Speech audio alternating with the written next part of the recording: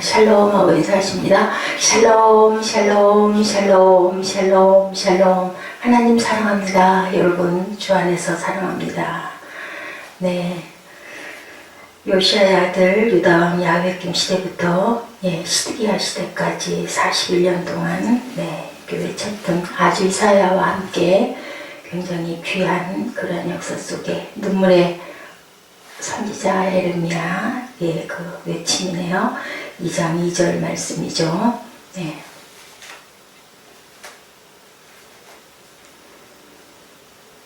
예루살렘의 귀에 외칠지니라. 여호와께서 이와 같이 말씀하시기를 내가 너를 위하여 내 청년 때 인애와 신혼 때의 사랑을 기억하노니 곧 씨 뿌리지 못하는 땅 그 광야에서 나를 너희가 따랐다 라고 이렇게 기억한다고 말씀하시네요. 겨울철 하면은 색깔이 무슨 색깔이 떠오르세요? 하얀 색깔 떠오르죠. 가을 하면 붉은 단풍, 여름은 아주 짙푸른 바다 색깔, 봄 하면 어떤 색깔이 떠오르세요? 개나리, 노란 진달래 개나리 색깔이 떠오릅니다. 겨울이 되면 이제 겨울이 깊어가고 있는데 한겨울이 되면 특히 노란 색깔의 그 개나리와 봄 색깔을 저희들이 그리워하고 마음속에 품습니다. 거기에 빠질 수 없는 게 그 레몬 추리. 옛 기억이 납니다. 옛날에 어느 날 그 레몬이라는 것을 이렇게 보면서 아주 보기에 색깔이 너무 노랗고 예쁘고 레몬은 먹지 못한다더라. 레몬 추리라는 그 옛날에 팝송이 있었어요. 그 노래를 어려서 제가 많이 불렀던 기억이 있어서 그게 레몬이라고 그래서 그렇게 조각을 잘라놓은 것을 제가 입에다 넣었다가 아주 혼이 났던 적이 있습니다. 너무 쉬어서 도저히 씹을 수가 없어가지고 한번 뱉다가 그냥 뱉어버렸어요.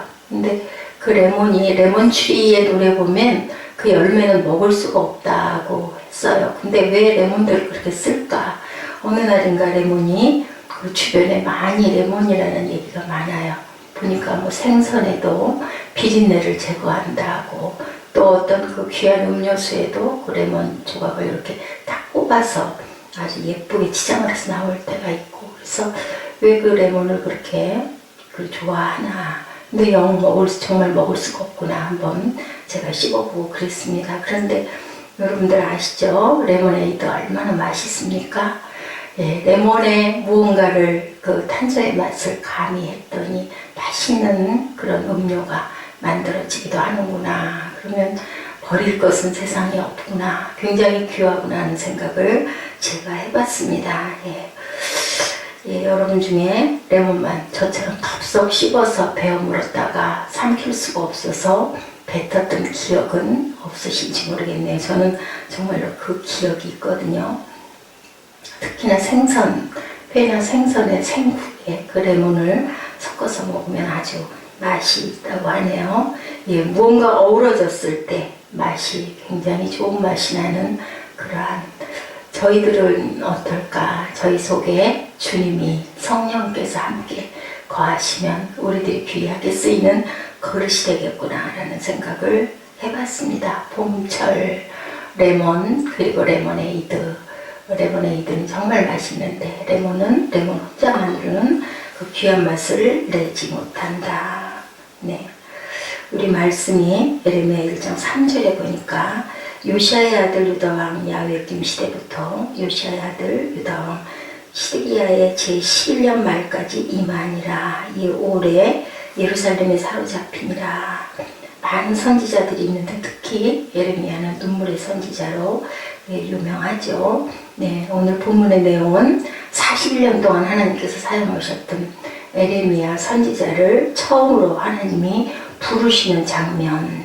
하나님의 부르심 앞에 에레미야는 어땠어요? 모세도 그랬어요. 그러니까 제가 입술이 둔하다라고 사용을 하죠. 그랬던 것처럼 제가 부족합니다 라는 거죠. 4절에 뭐라고 하세요? 여호와의 말씀이 내게 임하니라. 무슨 말이 뭐하니? 하나님의 음성을 듣고 있는 거예요. 말씀이 임하니라. 얼마나 글쎄요 가슴이 떨리는 일일까요?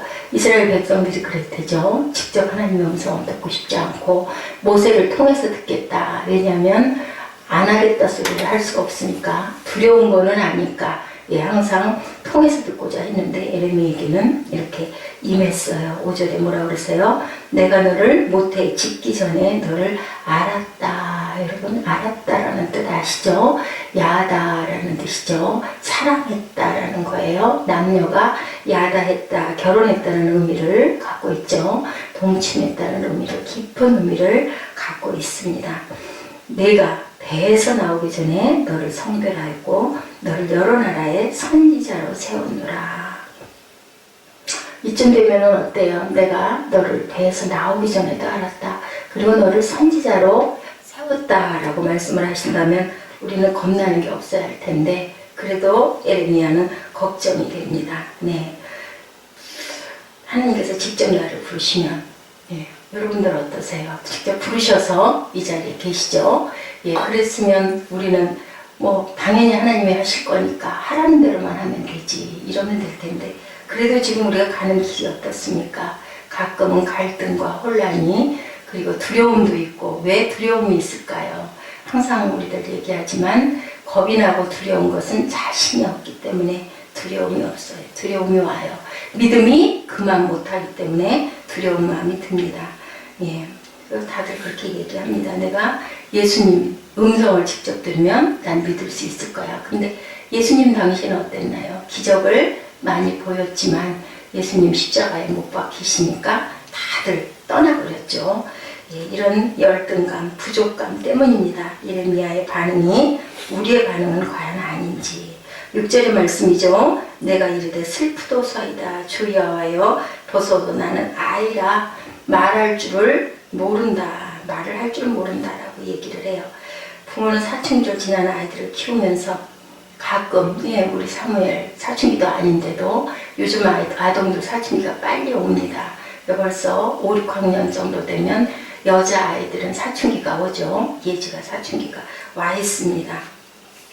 좋은 의도로 좋은 얘기를 해도 잘 믿으려고 하지도 않고 잘 신뢰하려고 하지도 않고 또 거기서 한술 더 떠서 반발을 하는 일도 얼마나 많은지 몰라요.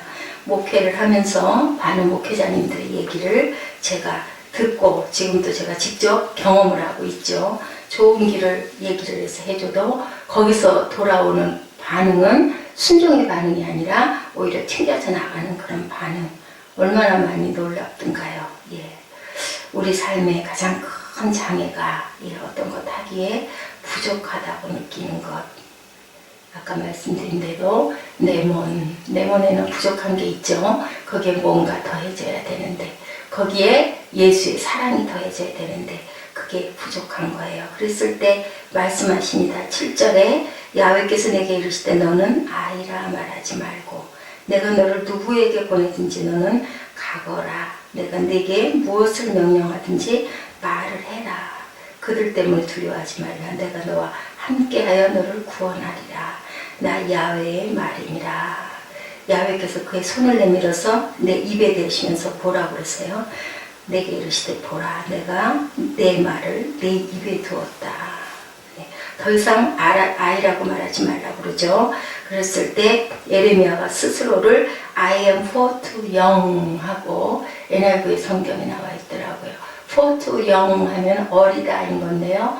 원어적으로 해석을 하면 두렵습니다 라는 뜻이죠. 무섭다라는 얘기를 합니다. 예레미야가 이 영을 받았을 때가 10대 말에서 20대 초 굉장히 젊은 나이에 하나님의 영이 임했습니다. 그 진노를 선포하라고 그럴 때 얼마나 두려움이 많았을까요? 그 시대에 그 암흑의 그 시대에 나가서 이렇게 아주 심하게 선포하라고 그랬으니까 두려움이 컸을 것 같습니다. 예레미야가 이 땅에 나오기 전부터 하나님은 너를 내가 봐서 알고 있다라고 얘기를 하시지만 예레미야는 걱정을 합니다. 그런 소리 하지 마라. 이제 내 말이 내 입술에 붙었으니까 네가 말하는 게 아니라 네가 말하는 것이다. 되게 단에 쓰면 뭐라고 기도합니까? 저는 모습을 감춰주시고 성령께서 직접 말씀하시라고 그러죠. 예, 이제는 젊다 어리다 그런 거 생각을 하지 마라. 이제 내가 너에게 내가 일을 할 것이다. 예, 우리가 살아가면서 우리가 또한 사역이라는 것을 하면서 하나님의 일이라는 걸 하면서 하나님이 확실히 보내셨어. 너 가, 너 세워 했다면은 그것은 하나님이 책임지시겠다는 거죠. 예, 누가 보냈느냐에 따라서 우리의 가치가 달라지는 거예요. 예, 어느 큰 그 대기업의 회장이 어딘가에를 보내면서 직원 하나를 보내면서 다 본인의 명함을 봉인을 해서 이거 가지고 내가 보냈다고 가셔요.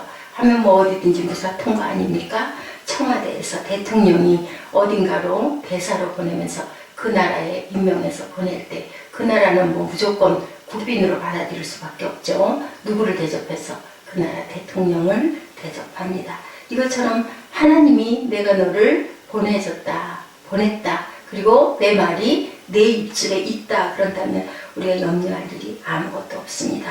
내가 필요한 것을 보내실 것이고 그분의 사명을 완수하기 위해서 내가 필요한 사람 또한 필요한 주변의 여러 가지 환경을 하나님은 주실 건데 그럼에도 불구하고 왜 이렇게 암담합니까? 그 암담한 시기가 있어요. 누구에게나 연단과 환란이 있지만 그때와 시를 우리가 모르지만 참으로 순종하고 기다리고 하나님이 주시는 마음을 구하고 가장 중요한 건 항상 우리들 얘기하지만 아는 것, 야훼를 힘써 아는 것이 가장 중요한 것 같습니다. 하나님께서는 에레미야에 대한 청사진을 이미 가지고 계셨죠.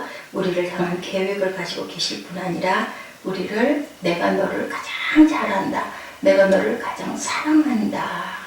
사랑이라는 건 알지 못하면 사랑할 수 없어요. 제가 옛날에 늘 두고 쓰던 말이 있습니다. 그 사람을 이해하려고 했을 때, 이해가 됐을 때 그 사람의 영혼을 사랑하게 된다라는 그런 깨달음이 저는 있었습니다. 신앙이 그렇게 지금도 물론 많이 부족하지만 깊지 못할 때 그래도 항상 어린 나이부터 하나님을 사모했죠. 하나님을 사랑했습니다. 어떤 그 목사님이 간증을 제가 차에서 운전을 잠깐 하면서 들었더니 그 얘기 하시더라고요. 덕수교회에 45년 동안 심호하신 그 목사님의 말씀이 어린 날 교회 종이 치면 자는 무조건 교회를 갔다. 연세가 많으신 목사님이세요. 45년 목회를 하시고 아마 이제 은퇴를 하시는 이제 그 입장에 인터뷰를 하시는데 어떻게 하나님께 가까이 가셨습니까? 그 연세에 집안이 믿는 집안이었습니까? 그러니까 아니시라고. 그냥 제가 일대인데 교회에서 종만 치면 저는 교회로 그렇게 달려가곤 했다. 그리고 그 이후로 몇 번 고비가 있을 때마다 그리고 초등학교 5학년 때 성령을 받아서 방언을 받았다라는 말씀을 하시고 그래서 주일학교 아이들도 충분히 방언 받을 수 있다라고 본인은 목회하면서도 항상 주일학교 어린이들에게 그 부분을 강조했다고 말씀을 하시더라고요. 그리고 청년 때 죽을 고비를 2번이나 넘기면서 하나님께 서원을 하고 이 목사의 길을 가게 됐다라는 얘기처럼 저도 어린 나이에 교회가 그렇게 좋았습니다. 꼬마 때 교회 성전에 앉아있는 게 좋았고 또 자라서도 어른이 돼서도 교회에 보면 성전을 보면 그렇게 마음이 따뜻하고 좋게 왔었어요. 성전에 계시는 목사님들 보면 그렇게 부럽고 성전에서 아주 기거하시는 목사님을 보면 그 목양식이 그렇게 부럽고 그랬었어요. 하나님은 그걸 아시는 거죠. 네가 나를 사모하는 것을 네가 나를 제대로 알지는 못하지만 네가 나를 무척 좋아하는구나. 교회를 좋아하는구나. 그것을 아시고 가장 잘할 수 있는 일, 가장 좋아할 수 있는 일을 하나님은 저희에게 주세요. 하나님이 저희를 사랑하시지 않는다면 우리가 이렇게 부족한 제목인데 어떻게 세우실 수 있겠습니까? 그런 것처럼 에레미야도 네가 못해서 나오기 전부터 내가 너를 알고 그리고 사랑한다. 네. 하나님은 너를 만드신 분이라는 찬양 아까 우리 찬양 있었죠. 그 내용을 봤더니 너를 가장 깊이 이해하신다. 많이 알고 계신다. 그리고 절대 포기하지 않는다. 너를 쉬지 않고 항상 지켜보신다. 그리고 그의 생각이 셀 수가 없고 그의 자비가 무궁하다라고 이렇게 말씀하고 계세요. 그의 성실이 날마다 새롭고 사랑이 끝이 없다. 그리고 날마다 새롭고 끝없이 내가 너를 광야에서도 폭풍 중에도 인도한다. 푸른 초장으로 인도하신단다.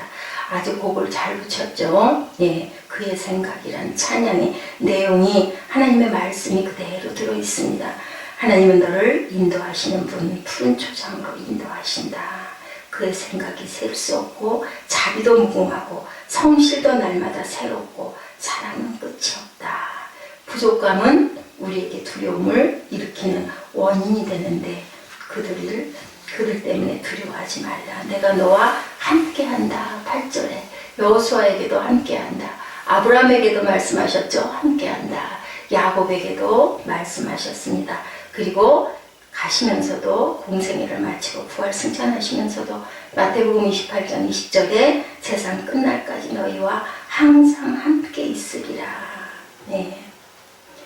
하나님을 믿기는 하는데 우리의 삶의 현장에 계시지 않는 것 같을 때는 왜 그럴까요? 우리에게 하나님을 바라보는 것, 믿음과 사랑이 부족하기 때문에 계시지 않는 것 같이 행동하고 계시지 않는 것 같이 생각하기가 얼마나 쉽습니까? 하나님이 부르시고 음성을 들었음에도 약하고 부족하다고 그 생각을 떨쳐버릴 수가 없는데, 여러분, 우리 레모네이드가 바뀔 때까지 하나님이 그 안에 어떤 물질로 인하여 거하는 것처럼 우리 안에, 우리의 아주 약하고 또한 미련한 그 안에 하나님께서 함께 하시면 레모네이드가 될 줄로 믿습니다.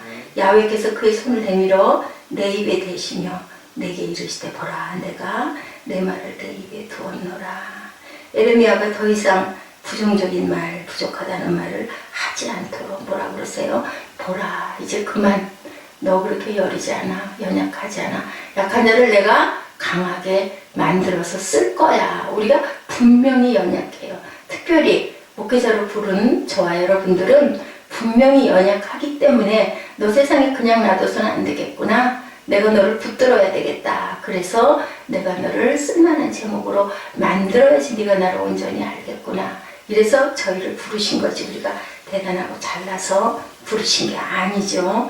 하나님의 말씀이 그래야 천국을 보고 천국 갈 수 있겠으니까. 너무 완악하니까 저는 그렇게 생각합니다.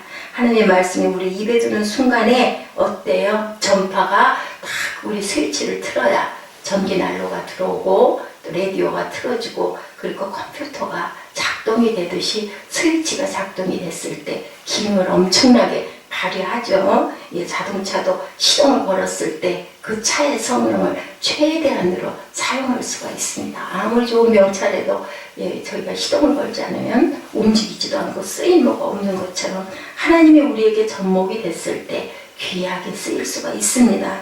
요한복음 15장 4절에 가지가 포도나무에 붙어있지 아니하면 열매를 맺을 수 없음같이 너희도 내 안에 있지 아니하면 그러하리라. 우리의 부족과 열등감으로 상처를 받고 자기 방어가 크게 되어 있을 때 하나님께서는 우리에게 말씀하십니다. 내가 너와 함께 하리라. 내가 채워지지 않는데 어떻게 다른 사람을 채울 수 있겠습니까? 하나님이 우리 안에 함께 할 때 레몬에 귀한 그 탄소가 들어가서 레모네이드가 되는 것처럼 레몬 자체로만 있어서는 누구도 먹을 수가 없어요. 근데 그것을 이렇게 귀하게 만들었을 때 어떤 성분이 섞였을 때 귀하게 쓸 수 있죠. 내가 하나님의 은혜가 충만할 때 그 은혜를 남에게 끼칠 수 있고 나눌 수 있고 빛으로 드러나죠. 어둠 속에 빛이 탁 비치면 어떻게 되든가요? 주변이 환하게 밝아집니다. 우리 정전됐다가 촛불 하나만 켜면 어떻든가요? 금방 시위가 밝아지는 것처럼 그 역할을 하기 위해서는 받아야 되겠죠. 받아서 되쏘는 저와 여러분 되시기 바랍니다. 예, 내 소년 때의 우위와 내 결혼 때의 사랑, 2절에 말씀하시죠. 씨 뿌리지 못하는 광해에 어떻게 나를 쫓았음을 내가 너를 위하여 기억한다. 따랐던, 하나님께 순종했던 그것을 내가 안다라고 얘기합니다.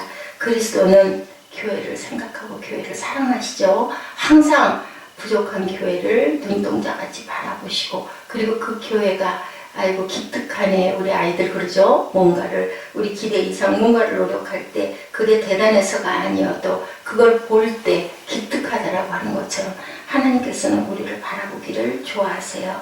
사랑하는 사람들 어때요? 떨어지기 싫어하죠. 얼굴을 보는 게 항상 보는 얼굴인데도 남이 볼 때는 하나도 이쁘지도 않은데도 사랑하는 마음이 있을 때는 그 사람이 굉장히 예쁘게 보입니다. 그런 것처럼 자신이 소중히 여기는 것들을 항상 우리는 보고 싶어 하는 것처럼 예수님도 우리를 바라보기를 원하시고 좋아하시고 낯을 비키지 않도록 내가 어디 있느냐 하고 아담을 부르실 때처럼 우리 교회를 바라보십니다. 내 형질이 이루시기 전에 주의 눈이 보셨고 나를 위하여 정한 날이 하나도 되기 전에 주의 책이 기록되었다라고 시편 139편 16절에도 있습니다. 세상의 기초가 세워졌을 때 주님은 거기 계셨으며 이스라엘 백성의 수에 따라 열방의 경계를 정해 주셨습니다. 마물의 상수리 숲을 근처에서 야훼께서 아브라함에게 말씀하시죠. 또한 약복강가에서 야곱에게 말씀하십니다. 여리고 성 밑에서 또한 군대 장관이 나타나죠. 여호수아에게 바벨론의 풀무불 가운데서 또한 천사가 바벨론에서 그 풀무불에 던져졌을 때 그 불을 호위하고 보호해서 다니엘을 구해주고 살려줍니다. 그들의 이름을 그의 손에 새기고 그의 옆구리에 새겼어요. 누가? 예수님이 우리의 이름을 창에 찔리시고 피 흘리시면서 우리 모두의 구원받은 자 이름들을 옆구리에 새기셨습니다. 대제사장이 가장 훌륭한 장식품은 이스라엘의 지파들이 새겨진 흉배라고 합니다. 그런 것처럼 주님도 주님의 상처난 자국마다 못자국마다 우리 이름이 새겨져 있는 거죠. 우리 주님의 온전하심에 대해 묵상하는 일을 잊어버리지만 주님은 끊임없이 우리를 기억하십니다. 야훼 우리 영혼의 두 눈에 당신 아들의 형상을 새겨주소서 하고 기도하시는 저와 여러분 되시기를 주님의 이름으로 축복합니다. 우리 시편 말씀 한 절 읽으시고 기도하는 시간 갖도록 합니다. 시편